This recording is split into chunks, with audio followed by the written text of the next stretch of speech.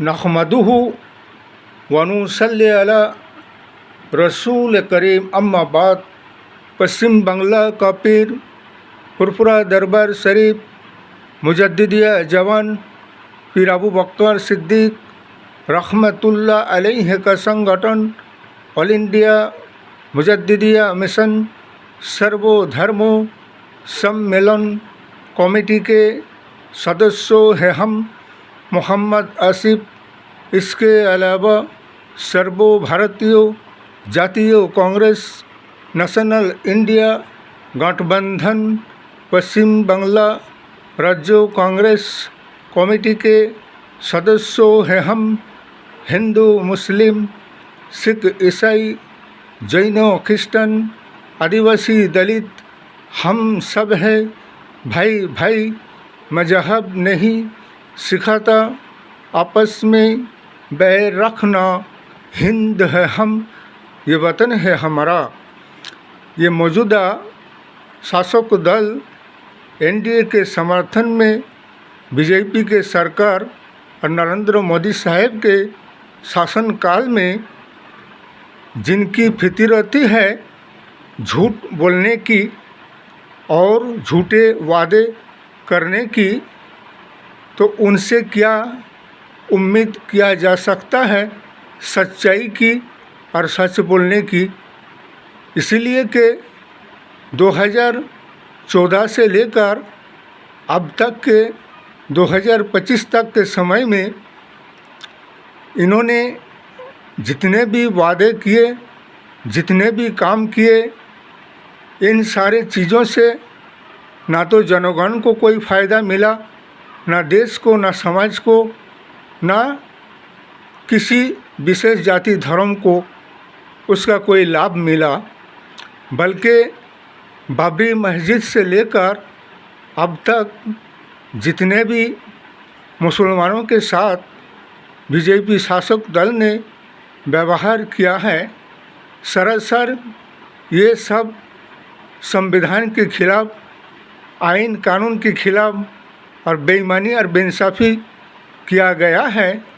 और जैसे कि अभी वक्फ बोर्ड आइन कानून संशोधन बिल को लाकर ये मुसलमानों से क्या कहते हैं और क्या कहना चाहते हैं कि गरीब मुसलमानों के लिए फ़ायदा होगा, लाभ होगा और उनके लिए अच्छा है ये बिल संविधान के धारा के मुताबिक आर्टिकल 14 के खिलाफ, आर्टिकल 25 के खिलाफ, आर्टिकल 26 के खिलाफ, आर्टिकल 30 के खिलाफ और 301 आर्टिकल के खिलाफ ये सरासर संविधान के उल्लंघन करके, बेईमानी बेइंसाफ़ी करके इस बिल को पास किया गया है।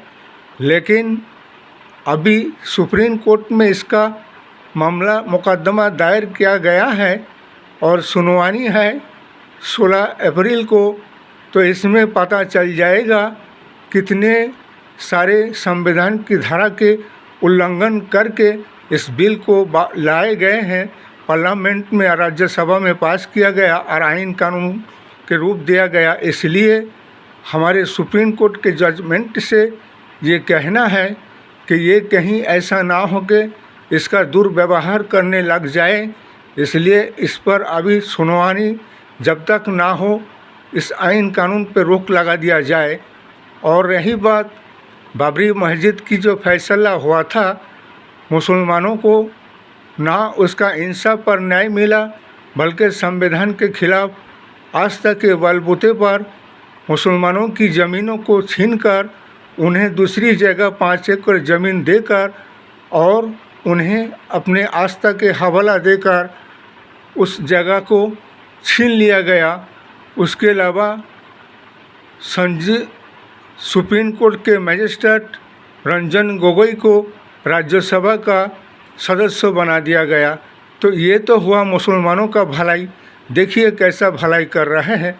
उसके अलावा विदेशों से काला धन को वापस लाएंगे, जनगण के अकाउंट में 15-15 लाख रुपया देंगे। ना तो विदेशों से काला धन वापस आया और ना ही किसी के अकाउंट में 15-15 लाख रुपया आया, बल्कि ये भी एक जुमला था। तो ये भलाई इन्होंने देश और समाज राष्ट्र के लिए जनगण के हक में किया। देखिए क्या भलाई है ये।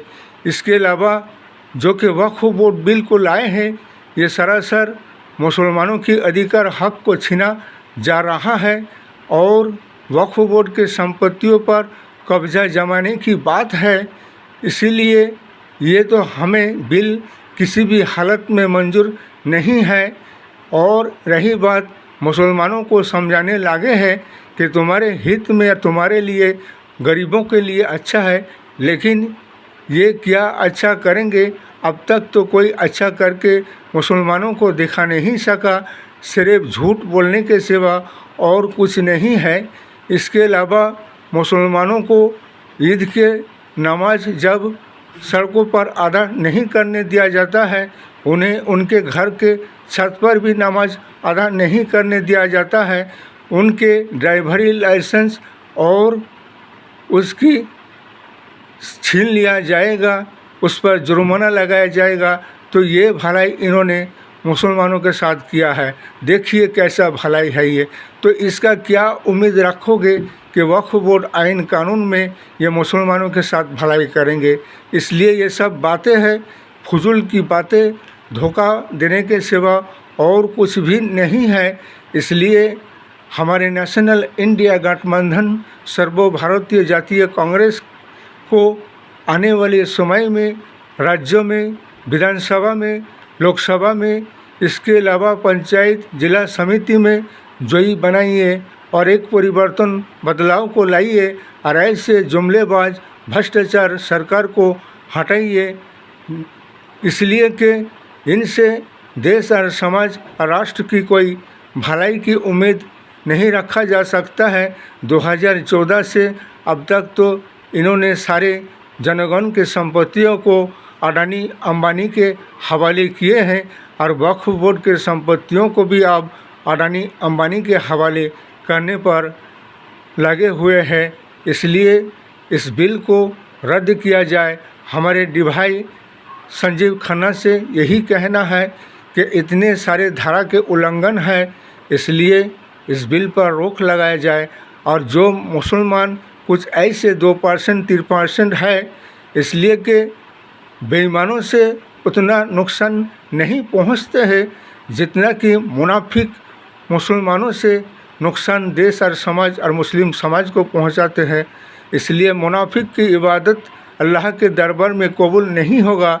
इसलिए ये किसी सच्चाई हकीकत को और वक्फ बोर्ड में दान किया गया संपत्ति अल्लाह के ज़मीन के ऊपर ये मुसलमानों के अधिकार हक छीनने की और उसकी स्वाधीनता आज़ादी को छीनने की जब बात आता है, ये बीजेपी सरकार के समर्थन में आता है, ये मुनाफिक है।